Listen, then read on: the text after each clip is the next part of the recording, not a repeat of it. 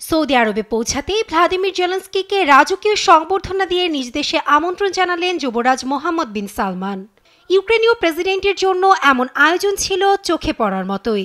জেদ্দায় Ukraine যুক্তরাষ্ট্র শান্তি আলোচনার আগে দ্বিপাক্ষিক আলোচনায় বসেন এ দুই নেতা। এ সময় ইউক্রেন সংকট সমাধান ও শান্তি অর্জনের লক্ষ্যে আন্তর্জাতিক প্রচেষ্টায় সমর্থন ব্যক্ত করেন সৌদি যুবরাজ। শান্তি আলোচনার অংশ হিসেবে একই দিন 3 দিনের সফরে সৌদিতে পৌঁছান মার্কিন পররাষ্ট্রমন্ত্রী মার্কো রুবিও। তবে সবার চোখ লোহিত সাগর তীরবর্তী বন্দর নগরী জেদ্দায়। রাশিয়া ইউক্রেন যুদ্ধবন্ধের উপায় খুঁজতে মঙ্গলবার স্থানীয় সময় দুপুরে জেদ্দায় শুরু হয়েছে ইউক্রেন ও যুক্তরাষ্ট্রের উচ্চ পর্যায়ের প্রতিনিধি দলের বৈঠক।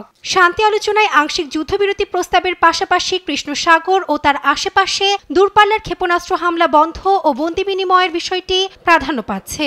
এছাড়া ট্রাম্প প্রশাসনের সঙ্গে বিরল খনিজ চুক্তি স্বাক্ষরে প্রস্তুত জেলেনস্কির দল। বৈঠকে উপস্থিত আছেন ইউক্রেনের পররাষ্ট্রমন্ত্রী আন্দ্রি সিবিহা ও মার্কিন পররাষ্ট্রমন্ত্রী মার্কো রুবিও ছাড়াও দুই দেশের আরও অনেকে। গেল 28 ফেব্রুয়ারি হোয়াইট হাউসে ট্রাম্প জেলেনস্কি আলোচনা ব্যর্থ হওয়ার পর এটিই প্রথম দুই দেশের উচ্চ স্তরের বৈঠক।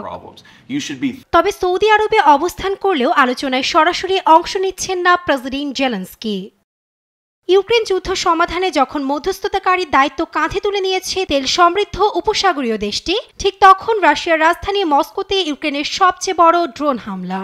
বিমানবন্দর সহ একাধিক আবাসিক স্থাপনায় আঘাত হানে অর্ধশতাধিক ড্রোন।